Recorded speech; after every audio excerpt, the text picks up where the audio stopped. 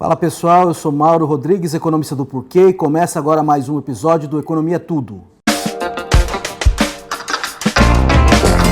Rolou muita coisa nessa semana, especialmente com relação a Neymar e as polêmicas com a Lava Jato, mas teve coisa na economia também, né? Então, no fim da semana passada, veio um papo de que teríamos possivelmente uma moeda única entre Brasil e Argentina, o tal do peso real. O presidente Bolsonaro chegou a mencionar que seria um projeto de longo prazo, o ministro Paulo Guedes também. Não ficou muito claro se a ideia era ajudar o presidente Macri da Argentina na sua campanha de reeleição, ou se era de fato uma ideia para valer. Aparentemente é para valer, porque o ministro Paulo Guedes, numa coluna antiga de 2010, defendeu a ideia. Então isso aí parece que está na agenda dele. Faz sentido? Vamos pensar por que que aconteceria se Brasil e Argentina tivessem uma moeda única.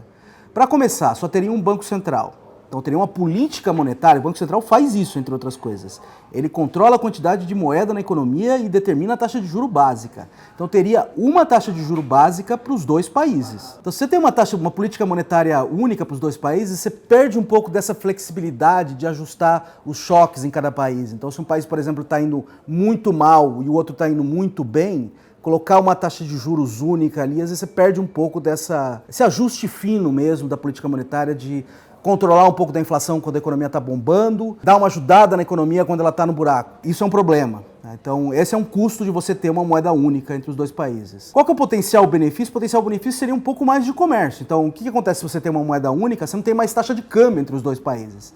Então fica muito mais fácil, por exemplo, comparar preços, e você não tem aquele risco, quando você faz uma compra num outro país, de uma hora para outra a taxa de câmbio mudar, a moeda do outro país ficou mais cara e você toma uma conta mais alta na cabeça. Então dá muito mais previsibilidade para quem está fazendo compra lá fora. Então você tem ali um potencial ganho de comércio, de aumentar comércio entre dois países. Só que para esses dois países, o ganho maior, são dois países historicamente protecionistas, o ganho maior estaria no comércio para fazer com outros países, não entre eles. Então, o meu chute é que esse ganho seria pequeno nesse caso. Quem se beneficiaria mais dessa moeda única?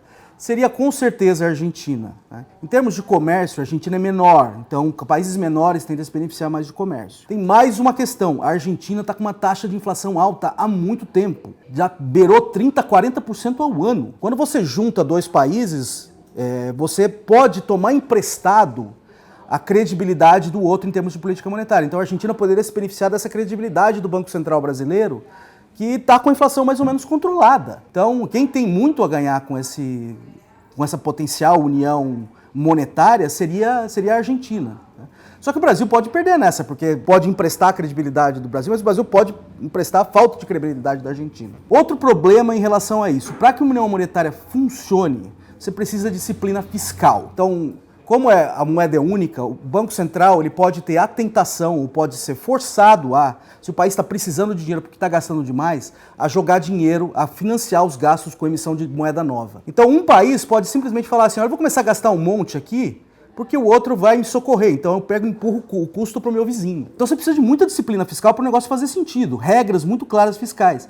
E esses países Tá realmente difícil a situação fiscal, tanto do Brasil como da Argentina. Então não é uma coisa que dá para confiar. E o histórico de Brasil e Argentina nesse front é complicado. Então tem algum potencial ganho de comércio, que eu chutaria pequeno, mas a implementação disso é complicadíssima, em especial levando em conta os históricos recentes de política fiscal e monetária de Brasil e Argentina. Outra coisa que rolou durante a semana foi essa questão em cima da regra de ouro. Pouca gente entende direito, é uma coisa que tem a ver com política fiscal.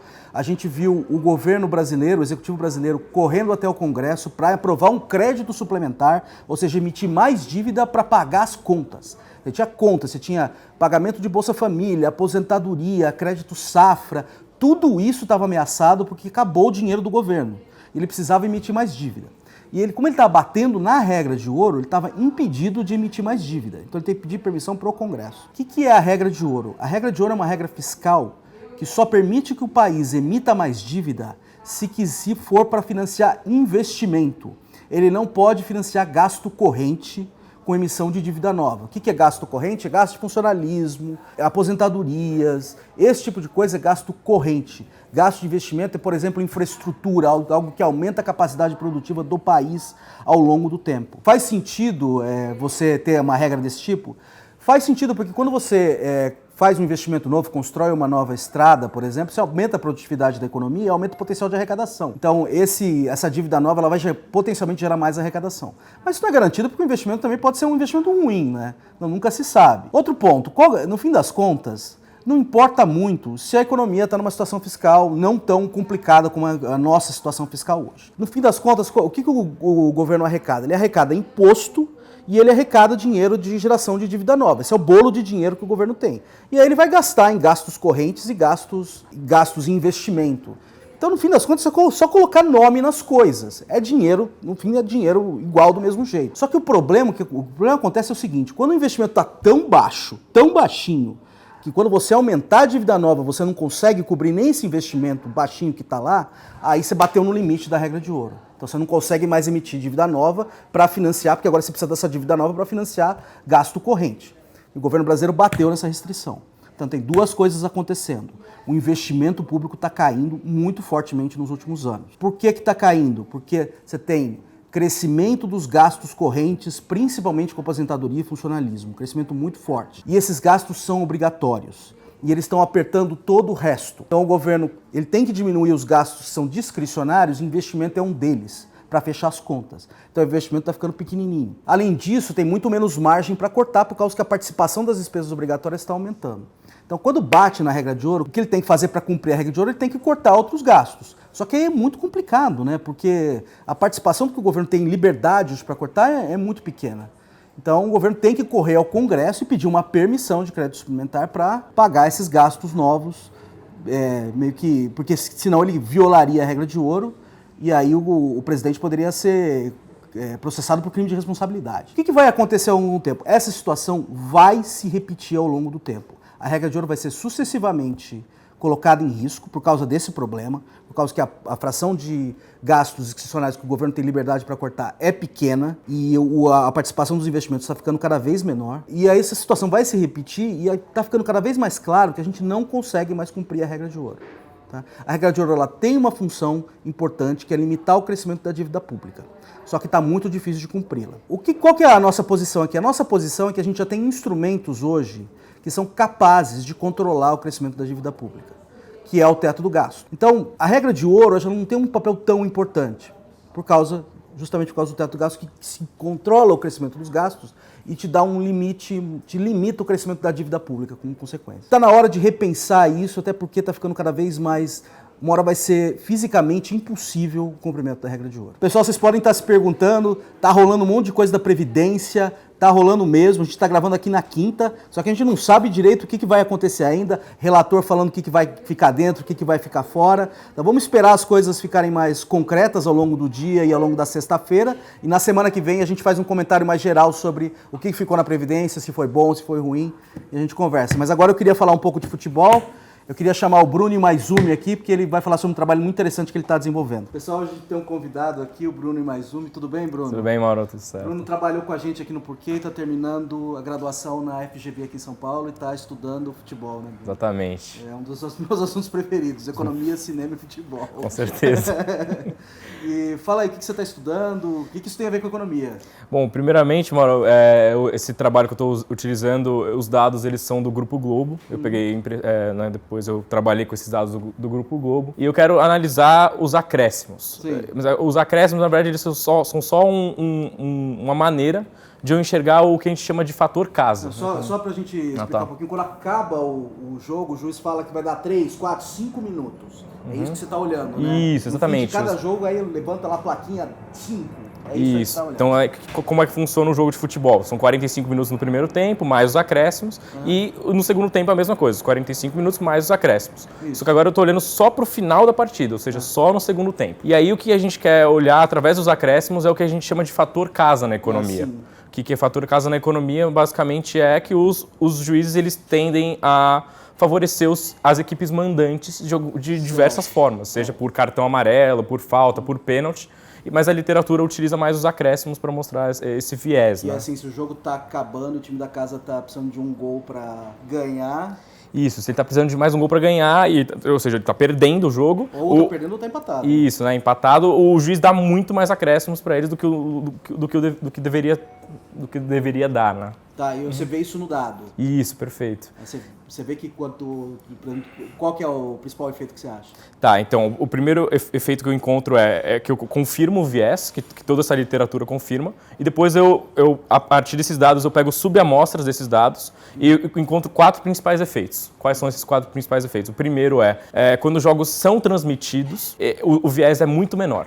Ou seja, TV aberta. Isso, TV aberta, perfeito. Ah, tá, entendi. E quando os jogos não são transmitidos, esse efeito é muito maior. Não são transmitidos, você falou, não são transmitidos pela TV Pela aberta. TV aberta, Hoje porque eles passam tudo lá naqueles pay-per-view, né? É que o juiz tem mais... o público está prestando mais atenção na TV aberta, então ele tem menos incentivo a beneficiar o prejudicar o time da casa. Mesmo que assim não seja de propósito, não estou falando que o árbitro faz isso de propósito, às vezes é um viés meio cognitivo, né, subconsciente do árbitro. Às vezes até pressão da torcida, né? Exatamente. A torcida está lá pressionando, o cara reage a isso. Isso. Mas eu acho que isso tem a ver com economia, né? Economia é escolha, né? Uma das coisas mais importantes de economia é que as pessoas estão tomando decisão o tempo todo. Perfeito. E sob várias restrições, né? E nesse caso, o juiz está sendo monitorado, né? Quando tem milhões de pessoas assistindo a um jogo. Não, e essas restrições, às vezes assim, a pessoa vai tomar uma decisão de quanto consumir. Ela tem uma decisão de quanto dinheiro que ela tem, a disponibilidade de empréstimo e tal. Ou o que vai fazer no sábado à noite, se vai sair para tomar uma cerveja ou se vai ficar em casa assistindo TV. Perfeito. Aqui no caso não, a restrição é outra, a restrição é pressão, né? Ele sofre pressão e ele tem que tomar decisão. E o que a gente está vendo aqui é que essa decisão do juiz é afetada pela pressão, né? Perfeito. E aí o resultado que eu encontro é muito parecido com isso. Então que os árbitros eles têm que favorecer mais os times que são maiores, que são considerados os clubes dos 13, né, que são 12 times aí, mas eles são todos da região sul-sudeste, ou seja, quando o mandante ele é uma equipe do clube dos 13, esse viés ele aumenta ainda. Tá. Você trouxe um gráfico, né? A gente vai mostrar aqui o gráfico. Isso. O que está no gráfico mesmo? O gráfico é a diferença de gols, ou seja, o número de gols do mandante menos o de visitante. Nos 45 do segundo, né? Ele vai dar o acréscimo. E aí com os acréscimos do segundo tempo, ou seja, e não é o acréscimo que ele dá na placa, é o acréscimo exatamente o minuto que ele apita o jogo. Legal isso. Isso que é uma diferença. Isso, exato, porque às vezes ele não chega, ele pode levantar a placa de 3 minutos, mas ele não chega ali. Mais tempo ali na margem, né? Perfeito. E aí o que você acha? Quanto maior a diferença de gols... Quanto maior a diferença de gols, menor o acréscimo concedido. Sim, então, mas o que eu estou olhando? Eu estou olhando só para os jogos que estão ali, que não foram decididos ainda, ou seja, que tem o máximo um gol de diferença. Entendi. Eu estou olhando para esses jogos. E são justamente nesses jogos que tem o efeito. Isso, exatamente. Exato. Legal. E aí, eu olhando para os últimos 2 resultados que eu encontro, o terceiro é quando o árbitro é do padrão FIFA, né, que é considerado os melhores árbitros, esse viés também ele é menor. Ele é menor? Ou seja, os árbitros que são mais treinados, supostamente, ou que são os melhores árbitros, eles tendem a não dar tanto esse viés, né? Também são os árbitros que vão ser menos punidos por pressão de clube. Exatamente. Depois, né? Legal, Bruno, muito bom. Parabéns pelo seu trabalho. Beleza. A gente queria ouvir também mais alunos que estão terminando suas graduações, seus mestrados e doutorados, se quiserem conversar com a gente aqui, falar sobre suas pesquisas, a gente está aberto. Com certeza. Falou. Abração, Bruno. Valeu, pessoal. A gente conversa na semana que vem. Curta nosso conteúdo, dá uma olhada nas mídias sociais. A gente está no YouTube, aqui no YouTube, no Face, no Instagram, no Twitter. Dá uma olhada também na nossa página porquê.com.br. Tem sempre conteúdo novo lá. Deixe seu comentário. E é isso aí. Um abraço. Valeu.